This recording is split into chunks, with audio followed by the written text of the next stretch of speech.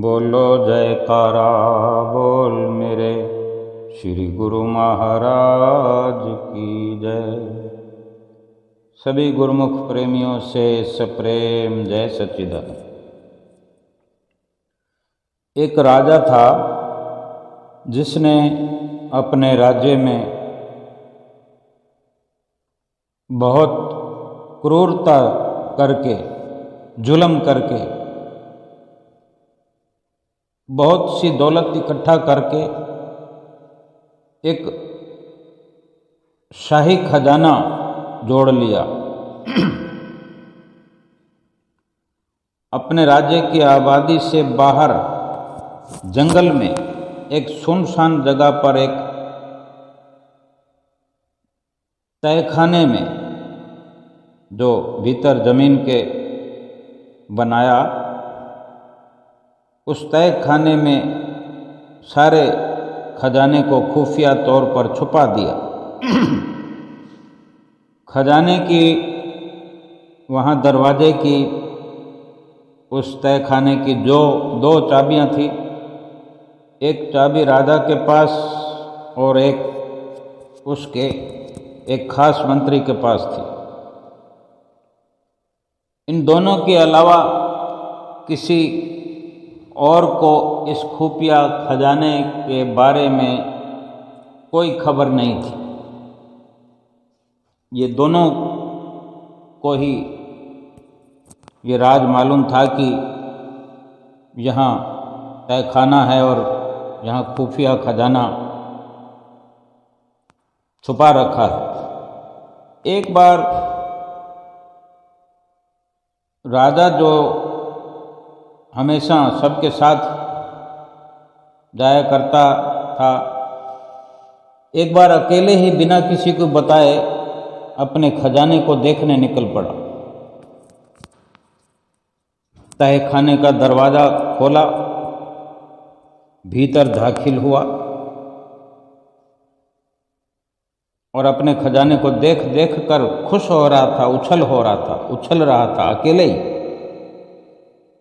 उसको खुशी प्राप्त हो रही थी, सुकून मिल रहा था भीतर ही भीतर। ऐसा नहीं है कि इन संसारिक पदार्थों से खुशी नहीं मिलती, सुकून नहीं मिलता, शांति नहीं मिलती, मिलता है सब कुछ, लेकिन किस प्रकार से मिलता है और क्या हश्र होता है, ये हम देखते हैं। राजा को जो खुशी मिल रही है, सुकून मिल रहा है, आगे क्या होता है। तो उसी वक़्त मंत्री भी उधर से, उस इलाके से निकला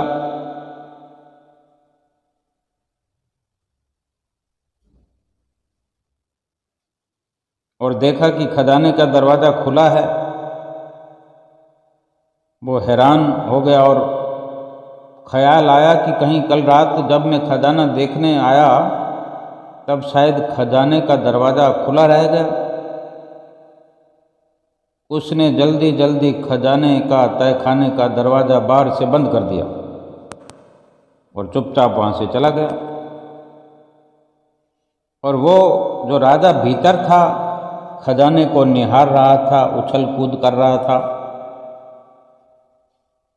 क्योंकि तहखाना बहुत बड़ा था। राजा महाराजाओं के कमरे, महल हम समझते हैं कितने बड़े बड़े होते हैं, किसी प्रकार की कोई कमी तो होती नहीं, और बड़े बड़े खजाने होते हैं। लाव लश्कर जहाँ इतने रहते हों तो उनके खजाने भी बड़े बड़े होते हैं, धन माल के।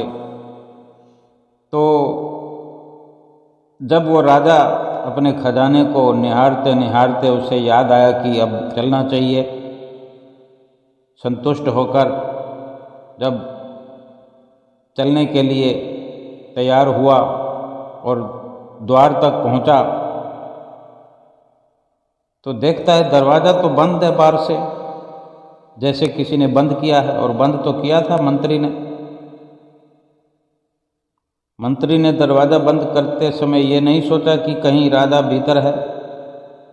उसने यही सोचा, समझा कि मैं रात को खजाना देखने आया था तो मेरे गलती से दरवाज़ा खुला रह गया, वो चुपचाप दरवाज़ा बंद करके चला गया। और जो राजा अब दरवाज़ा खोलने की चेष्टा में है, दरवाज़ा ज़ोर ज़ोर से पीटना शुरू किया। वहाँ उसकी आवाज़ सुनने वाला अब कौन है? वहाँ तो जंगल ही जंगल है, आबादी के क्षेत्र से दूर था वो तहखाना। राजा लगा चिल्लाने, चिल्लाता रहा, पर अफसोस कि कोई वहाँ पर नहीं आया। थक के हार के खजाने को देखता रहा। अब राजा भूख से, पानी की प्यास से बेहाल हो रहा था, पागल हो गया। फिर वो घिसटते घिसटते रेंगते हुए हीरों के पास, मोतियों के पास जो संदूकड़ों में भरे पड़े थे, वहाँ जाकर बोला, ऐ दुनिया के नायाब हीरो, मुझे एक गिलास पानी दे दो, नहीं तो मैं मर जाऊंगा। फिर सोने चांदी से भरे संदूकड़ों के पास गया,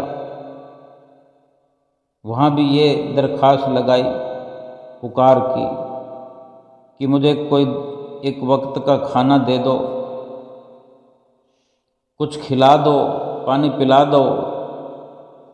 राजा को ऐसा लगा कि हीरे मोती कुछ बोल रहे हैं, तो सुनने की कोशिश करता है। उसे लगता है कि इस प्रकार से वो हीरे मोती सोना चांदी बोल रहे हैं कि तेरी सारी ज़िंदगी कमाई, जो तूने सारी ज़िंदगी का ये धन इकट्ठा कर करके यहाँ तय खाने में रखा हुआ, ये सारी की सारी कमाई तुझे एक गिलास पानी और एक वक्त का खाना भी नहीं दे सकती। इस प्रकार के शब्द उसके भीतर जो गूंजने लगे, तो ऐसा उसे झटका लगा। भूखा प्यासा तो था ही, इन शब्दों से उसका कलेजा छलनी हो गया, भूख और प्यास से बेहोश होकर गिर गया। जब राजा को होश आया तो सारे मोती हीरे बिखेर के दीवार के पास अपना बिस्तर बनाया उसने, हिम्मत जुटा के। होश आने पर सारे हीरे जवाहरात नीचे बिखेर दिए जमीन पर, संदूकड़े खाली कर दिए, उलट दिया और बिस्तर की न्याई बना दिया और उस पर लेट गया। तो उसकी ये अंतिम ख्वाहिश थी कि वो दुनिया को एक पैगाम देना चाहता है, लेकिन उसके पास कोई कागज़ और कलम नहीं था कि कुछ वो लिख सके, कि जब दुनिया मुझे देखे तो इस प्रकार देखे और मेरा लिखा संदेश पढ़े। जब लिखने के लिए कलम नहीं था तो पत्थर, किसी नुकीले पत्थर से अपनी उंगली को काट दिया और बहते हुए खून से पास की दीवार पर कुछ लिख दिया। उधर मंत्री और पूरी सेना जो राजा के लापता होने से ढूंढ रहे थे किसी को, ये जो राजा कुछ दिनों से मिल नहीं रहा था, तो मंत्री अपने नियम अनुसार खजाने को देखने फिर से आया और उसने खोला दरवाज़ा और देखा कि राजा जो है हीरे जवाहरात के बिस्तर पर मरा पड़ा है। उसकी लाश को कीड़े मकोड़े भी खाने लगे हैं। और देखा दीवार पर कुछ लिखा है। राजा ने खून से अपने लिखा हुआ था कि ये सारी दौलत एक घूंट पानी और एक निवाला नहीं दे सकी, और यही अंतिम सच है। आखिरी समय आपके साथ आपके कर्मों की दौलत जाएगी, चाहे आप कितनी बेईमानी से हीरे जवाहरात, सोना, पैसा, चांदी इकट्ठा कर लो, सब का सब यहीं रह जाएगा। यही सच्चाई है, वास्तव में यही सच्चाई है। इसलिए जो जीवन हमें उपहार स्वरूप मिला है, उसमें क्या ये सब एकत्र करना चाहिए? अच्छे कर्म करने चाहिए, परोपकार करना चाहिए, बिना किसी स्वार्थ के और इकट्ठे किए हुए अच्छे कर्मों की अनमोल दौलत हमारे काम आएगी, और हम जीवन भर इस प्रकार से कर्म करते रहे तो फिर यही हश्र हमारा भी होना है। हमारे विचार एक मिसाल बने जीवन के लिए, औरों के लिए मिसाल बने। कहाँ इस प्रकार का सोना मिट्टी के समान हो गया, राजा का जिस्म हीरे जवाहरातों से जो अनमोल था वो भी मिट्टी बन गया, मिट्टी का जिस्म मिट्टी में मिल गया। लेकिन उस शरीर के रहते उसने मिट्टी से बढ़कर कुछ नहीं कमाया, वो हीरे मोती जो मिट्टी के समान थे। लेकिन इसके उलट एक गुरुमुख की क्या सोच होती है, सेवक की, अपने सतगुरु के प्रति, सतगुरु के चरणों के प्रति किस प्रकार के भाव होते हैं, जिन्हें ये समझ होती है कि ये सारी दुनिया की धन दौलत मिट्टी से बढ़कर कुछ नहीं। वे अपने सतगुरु के गुण अनुवाद गाते हुए कहते हैं कि जो छू ले तेरे चरणों की धूल सतगुरु जी, जो छू लें तेरे चरणों की धूल सतगुरु जी, वो मिट्टी भी सोना बन जाए। एक नज़र जिस पर पड़ जाए तुम्हारी, वो कंकर भी कोई नूर कहलाए। खाली दामन भर देता है तो मुराद पूरी कर देता है, जब देने पर आता है तो लिखा तकदीर का भी बदल देता। ये भी कर्म है। इस प्रकार के जो विचार हैं यही संस्कार बनते हैं, यही संस्कार फिर फलीभूत होते हैं, कर्म बनकर हमारा प्रारब्ध बनता है। जीवन भर इसी प्रकार की कार्रवाई करते रहने से ये जीवन भी सफल हो जाता है, और इसी प्रकार के जो संस्कारों के कारण, निष्काम कर्मों के कारण फिर परलोक भी संवर जाता है। ये स्वभाव इंसान का अपना है।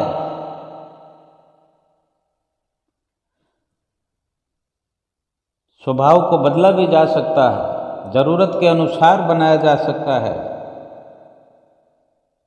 ये स्वभाव इंसान की अपनी कमाई हुई सबसे बड़ी दौलत है। कितना भी किसी से दूर रहें, पर हम अपने अच्छे स्वभाव के कारण किसी न किसी पल यादों में आ जाते हैं। अपने विचारों के कारण, अपने संस्कारों के कारण हमारा नित्य प्रति का जो व्यवहार होना चाहिए,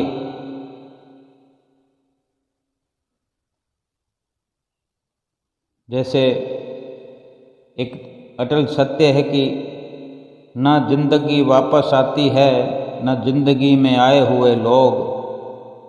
कई बार तबीयत दवा लेने से नहीं, हाल पूछने से भी ठीक हो जाती है। हम किसी को दवा नहीं दे सकते, लेकिन किसी का हाल तो पूछ सकते हैं। आज के इस दौर में, इस युग में, इन्हीं कंकड़ों पत्थरों को इकट्ठा करने के लिए किसी पर हम इतना उपकार भी नहीं कर सकते कि किसी से दो मीठे बोल जाकर बोल लें। बेशक हम रिश्तेदारियां निभाते फिर रहे हैं, लेकिन सही मायने में वो रिश्तेदारियां निभाने की भी हमें तमीज़ नहीं है। जिनके कई समय तक बिस्तर पर लेटे हुए होने पर भी हम उनको पूछने तक नहीं जाते, फोन पर बातें करते रहते हैं, इधर उधर से पूछते रहते हैं, जो कभी हमारे मित्र हुआ करते थे। अगर कोई मुश्किल हालात से गुजर रहा है, अस्वस्थ हो गया है, किसी बड़ी बीमारी ने घेर लिया है, धीरे धीरे धीरे धीरे हम अपना पल्ला झाड़ लेते हैं। इससे बढ़कर मतलब परस्ती और क्या हो सकती है। फिर उसी के मरणोपरांत फिर उसके घर पहुंच जाते हैं अपने कंधे पे गमछा डाल के, लोगों को दिखाने के लिए। उसको तो न दिखाया जिसके लिए हम गए हैं, उसको तो न दिखाया कि हम तेरे पास आए हैं, दो मीठे बोल बोल लिया करें। ये कैसी दोस्ती थी, कैसी मित्रता थी। और जब हम वहाँ पहुँचे हैं तो फिर हम यही कहेंगे हमारा तो परम मित्र था, हमारी इस प्रकार दोस्ती हुआ करती थी, हमारा ऐसे हुआ करता था। यानी जिस संसारिकता में हम लगे हुए हैं उसमें भी ईमानदारी नहीं अपनाते हम। कितने मतलबी हम बने रहे हैं जीवन भर। भीतर कुछ हैं, बाहर कुछ हैं। जब यही सब कुछ करना है तो फिर लोगों को क्या दिखना दिखाना है। और फिर उसको देखकर, उसका हश्र देखकर भी हम समझते नहीं कि आज इसकी तो कल हमारी बारी है। मौत से किसकी रिश्तेदारी है, आज इसकी तो कल हमारी बारी है। क्या जीवन का यही अंजाम होना चाहिए? कभी नहीं सोचना चाहिए कि हमने इस जीवन में आकर क्या खोया, क्या पाया। इस जीवन को ही धूल में उड़ा दिया। जबकि एक भगवान का सच्चा सेवक, सतगुरु का सिख, सतगुरु का प्रेमी, गुरमुख भगत अपने सतगुरु से प्रीत करता है, दुनिया से बने या ना बने, लेकिन किसी को दिखाने के लिए दिखावा नहीं करता। जितना निभा सकता है उतना ही प्रीत करता है, व्यवहार करता है सांसारिक नज़रिए से, लेकिन सच्ची प्रीत अपने सतगुरु से करता है। वो जानता है, वो जान गया है, क्योंकि उसने सतगुरु की संगत को अपना लिया है, सतगुरु की सोहबत में रहता है, सतगुरु का चिंतन करता है, उसकी मौज में चलता है। वो जान गया है कि रिश्ता तो केवल और केवल सतगुरु का ही है, जो इस लोक में भी बड़े अच्छे से निभ रहा, सुख शांति भरपूर है। भले ही जीवन का कोई भरोसा नहीं, जब चाहे अंत हो जाए, लेकिन उसने एक परम अंत को पा लिया है जीते जी। जो लखता करनी है वो लख रहा है, वो लख इस जीवन में लख रहा है और लखता चला जाएगा, पहचान कर रहा है, पहचान करता चला जाएगा अपने आप की। मित्र बनाया है उसने, मित्रता निभ रही है और परलोक में भी निभेगी। वो मित्रता अपने सतगुरु से है। और यही एक रिश्ता है जो निभता है, निभ सकता है। बाकी संसार के रिश्ते ये कभी किसी ने निभाए नहीं, कभी किसी के निभे नहीं। चाहे कोई भी हो, रिश्ता इस शरीर का भी, हमारे स्वयं के शरीर का भी निभा नहीं, कभी निभेगा नहीं। फिर दूसरे शरीरों की तो बात ही क्या कर सकते हैं हम। शरीर की सुंदरता, शरीर की ताकत, शरीर के वैभव, पद, इन पर घमंड करते हैं, फूले नहीं समाते हैं। देखते ही देखते विनाश को प्राप्त हो जाता है इंसान। और जो गुरुमुख सज्जन पुरुष सतगुरु के सानिध्य में रहकर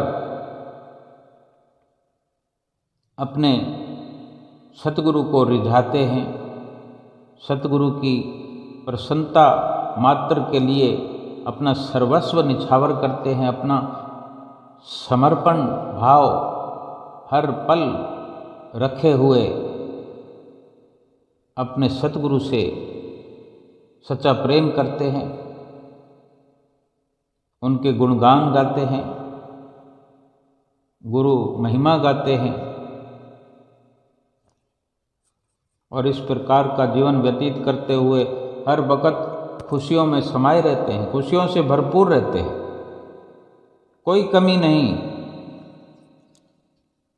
हमें कभी पश्चाताप न इस जीवन में, न इस लोक में, न परलोक में करने की जरूरत नहीं पड़ेगी अगर हमारा रिश्ता सत्य के साथ है। जब हमारी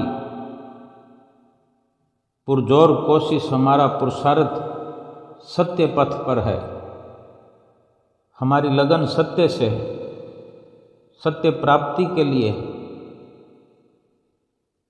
सारी दौड़ धूप सत्य के लिए है, तो हमारा जीवन भी धन्य हो जाएगा। ये जीवन बेशक मिट्टी से बना है, मिट्टी में मिलेगा, लेकिन इसी मिट्टी वाले जीवन से स्वर्णिम समझ करके, मिट्टी वाले जीवन से भी स्वर्णिम अवसर की हमने प्राप्ति कर लेनी है अगर भगवान के नाम से जुड़े रहे, सतगुरु की संगत अपनाए रहे, सतगुरु के साथ कदम मिलाकर चलते रहे, उनको अपने साथ लेकर के उनका मार्गदर्शन प्राप्त करते रहे।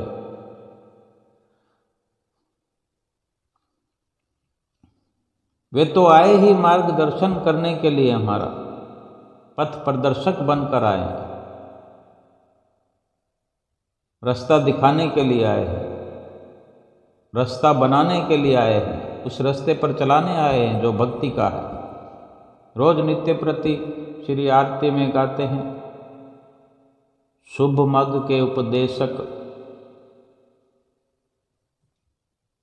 यम त्रास निवारण, गाते ना, ओम जय श्री जगतारन स्वामी, जय जय श्री जगतारन, शुभ मग के उपदेशक, यम त्रास निवारण, ओम जय श्री जगतारन। शुभ मग के उपदेशक, यम त्रास निवारण, यानी यम की जो यातनाएं हैं उनका निवारण करने वाले हैं, उसकी हम जय गाते हैं, जय घोष करते हैं। ऐसे सतगुरुदेव भगवान की जय हो। ओम जय जग तारन। वो संसार को तराने वाले हैं, संसार को तराने आए हैं। इस संसार में जो भी तरना चाहता है, जो भी अपना सुधार करना चाहता है, उद्धार करना चाहता है, जीवात्मा को परमात्मा से मिलाना चाहता है, वो सतगुरु की शरण में आता है, वो उसको तराने वाले। वो संसार में कोई भी हो, वो पूरे संसार को तराने में सक्षम है। अगर हम संपर्क में नहीं आएंगे, हम उनके बनाए हुए पथ पर, वो तो शुभ मग का उपदेश देने के लिए आए हैं। जो सही रास्ता है वो उस रास्ते की ओर इशारा करने वाले हैं, शुभ मग के उपदेशक। लेकिन हम चलेंगे नहीं तो फिर हमें लाभ तो नहीं होगा। वो तो चलाना चाहते हैं, यमों की यातनाओं से बचाना चाहते हैं, लेकिन हम बचना ना चाहें तो फिर ये स्वयं हम पर निर्भर करता है कि हम यमों की यातनाएं सहन करते करते करते करते इस मनुष्य जीवन में आए हैं, तो क्या उन यातनाओं से बचना चाहते हैं या फिर भूल गए हैं, फिर उन्हीं यातनाओं में प्रस्तुत होने के लिए गलती कर रहे हैं, लापरवाही कर रहे हैं, जबकि हमारे लिए कितना घातक हो जाएगा अगर हमने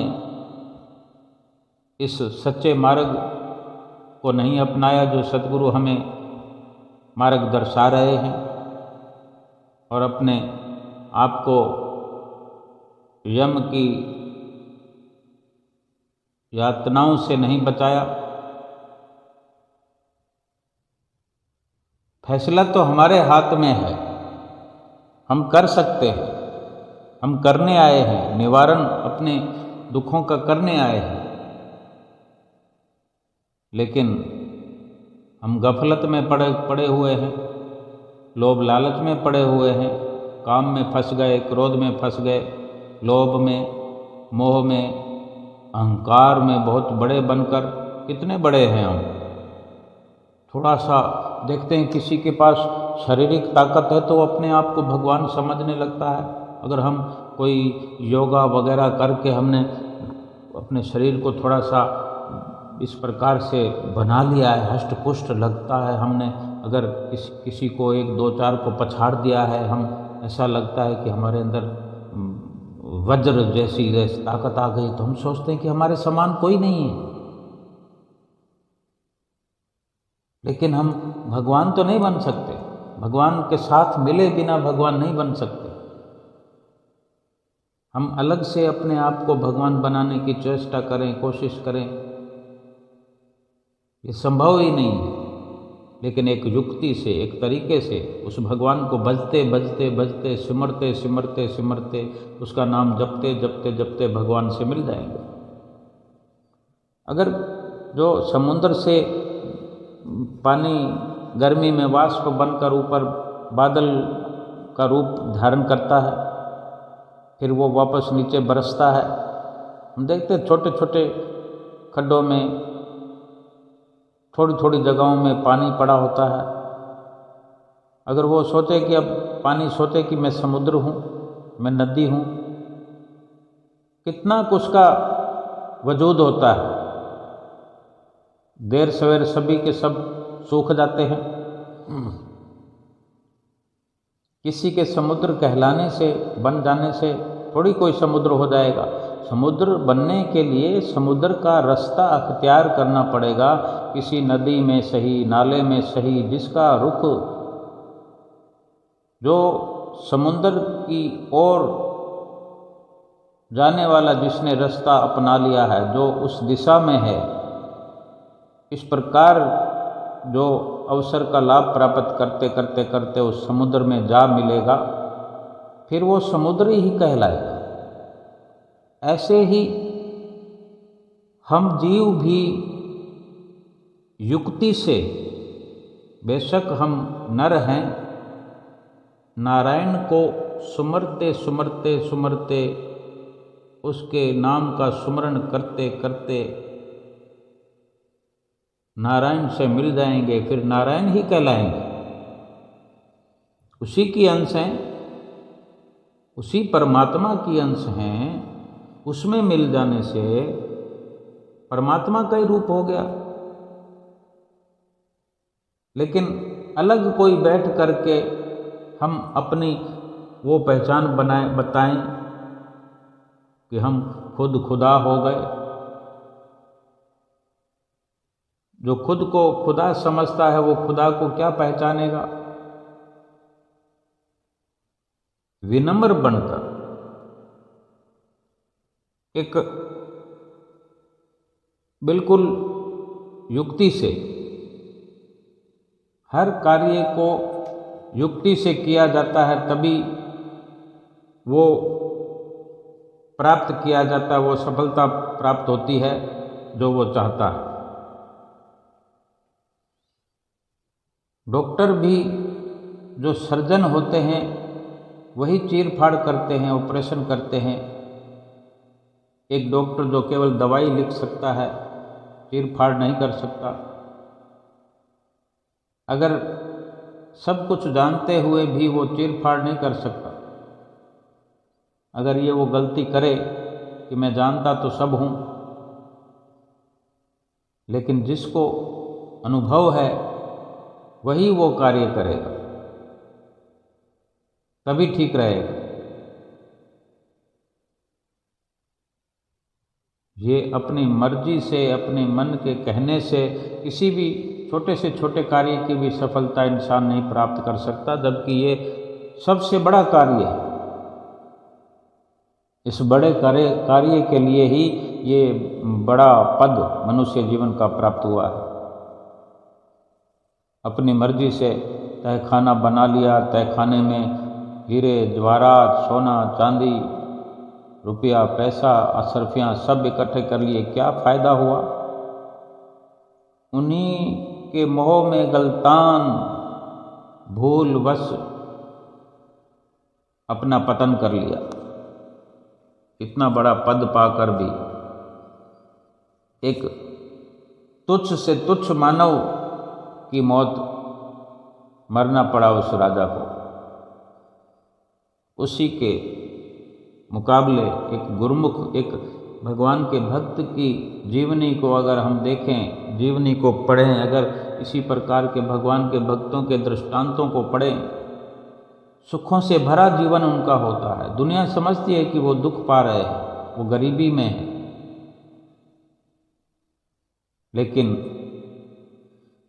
सच्चाई कुछ और होती है। कपड़े फटे हुए होने से या कपड़े मैले होने से या कपड़े पुराने होने से सुख और दुख का कोई संबंध नहीं है। राजा महाराजाओं की वेशभूषाएं तो बड़ी रंगीली होती है, बड़ी कीमती होती हैं, लेकिन उनके जीवनियों को अगर पढ़ा जाए तो वो तो हाय हाय करते रहते हैं जीवन भर, और हाय हाय करते हुए इस दुनिया से चले जाते हैं। लेकिन भगवान के भक्त हाय हाय करते हुए चले जाएं, ऐसा दृष्टांत तो नहीं पड़ा, कहीं किसी जगह भी वर्णन नहीं आया।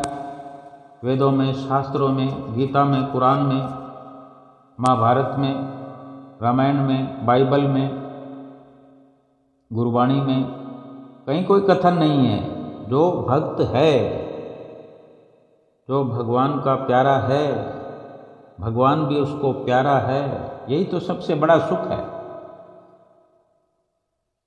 भगवान स्वयं अपने भक्तों से प्यार करते हैं। जिसको भगवान प्यार करे और जिस भगत को भगवान ही प्यारा हो, उसको दुख कैसा?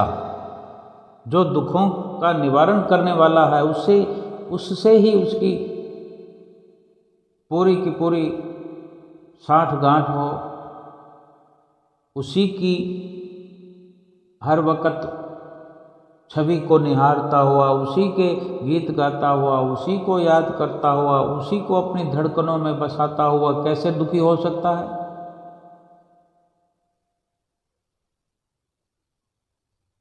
इसलिए सच्चाई को समझने की जरूरत होती है। जो नाशवान है उसकी प्रीत नाश कर देती है, और जो शाश्वत है, जो रहने वाली है वस्तु, जो रहने वाला है नाम, जो रहने वाला है भगवान, उसकी प्रीत शाश्वत बना देती है, परिपूर्ण कर देती है, भरपूर कर देती है, सुखी कर देती है। रास्ते तो दो हैं, एक दयाल का है, एक काल का है। दयाल का रास्ता दयाल देश में ले जाएगा, और काल का रास्ता जो मायावी है वह नरकों में ले जाएगा। कौन चाहता है नरकों में जाना? लेकिन कर्म अगर नरकों वाले करेंगे तो नरकों में जाना ही पड़ेगा, निश्चित है। हम स्वयं अपने हाथों से लिख दे रहे हैं, नरकों में जाना स्वीकार कर रहे हैं। फिर कोई बचाने वाला नहीं, क्योंकि बचाने वाले को तो पीठ दे दिया हमने, पीठ कर दी हमने बचाने वाले की ओर से, छोड़ दिया वो रास्ता।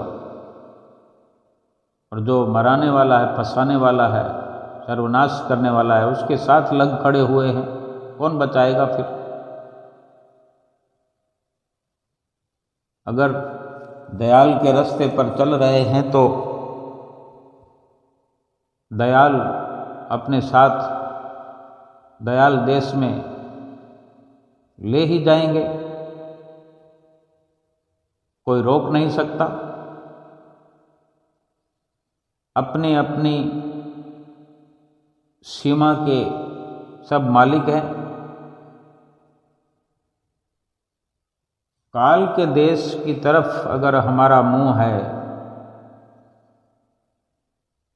तो वहाँ जाना ही पड़ेगा, फिर कौन बचाएगा?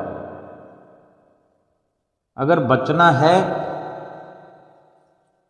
दयाल के साथ मिलना है, दयाल का रास्ता अपनाना पड़ेगा, दयाल की जो भी मौज है, सतगुरु की जो भी मौज है, उसकी मौज को सिरोधार्य करते हुए, कोई मुश्किल कार्य नहीं है। अगर कोई इंसान समझता है कि ये मुश्किल कार्य मैं नहीं कर सकता, ये भजन नहीं कर सकता, मैं सुमरन नहीं कर सकता, ये 5 नियमों की कौन पालना करे, 2 घंटे भजन अभ्यास कौन करे, तो फिर 84 लाख योनियों के डंडे तो खाने पड़ेंगे। 84 लाख योनियों के ये दारुण दुख, अथाह दुख भोगने पड़ेंगे। इनके मुकाबले तो ये दयाल के रास्ते को अपनाया जाए, 5 नियमों की पालना करते हुए, 2 घंटे भजन अभ्यास करते हुए बड़ी खुशी से संसार में रहें, संसार का धन कमाएं, खर्च करें, शरीर को पालें, इतर फुलेल लगाएं, शरीर को चमकाएं, क्योंकि हमें अपनी आत्मा को चमकाना हर वक्त याद है। दयाल के रास्ते पर चलकर अपने सतगुरु की प्रसन्नता का हर वक्त ख्याल है। कहीं भूल से ऐसा कर्म ना हो जाए हमसे कि हम पर सतगुरु की प्रसन्नता बंद हो जाए, ये हर वक्त ख्याल है। तो हमसे गलत कार्य तो हो नहीं सकता। खुले होकर संसार में विचरण करें, जग से व्यवहार करें, लेकिन दिल से, अंतरात्मा से अपना रिश्ता केवल और केवल दयाल से रखते हुए, सतगुरु से रखते हुए, उन्हीं की मौज पर चलते हुए, अपने आप को निमाणा बना के, विनम्र बना करके, उनकी भजन भक्ति में लग करके अपने इस मनुष्य जीवन को सफलता की ओर ले जा करके, इस जीवन जो कि ये अनमोल है, अनमोल जीवन से यही अनमोल कार्य करना है, भगवान का सुमरन करना है, जो हमें सतगुरु की ओर से सुमरन अभ्यास की ये जिम्मेदारी दी गई है। 5 नियमों की पालना के बारे में नित्य प्रति समझाया जाता है। इसको तन प्राण से निभाना, चाहे कुछ भी हो जाए, अपने सतगुरु के बताए रास्ते से भटकना नहीं है, पथ भ्रष्ट नहीं होना, पथ विचलित नहीं होना, इस रास्ते को नहीं छोड़ना। छोड़ना है तो संसार छोड़ना है, शरीर छोड़ना है, लेकिन भक्ति वाली राह को नहीं छोड़ना है। बस यही सतगुरु की सबसे बड़ी हम पर प्रसन्नता होगी और हमारा जीवन सफल हो जाएगा। बोलो जयकारा बोल मेरे श्री गुरु महाराज की जय।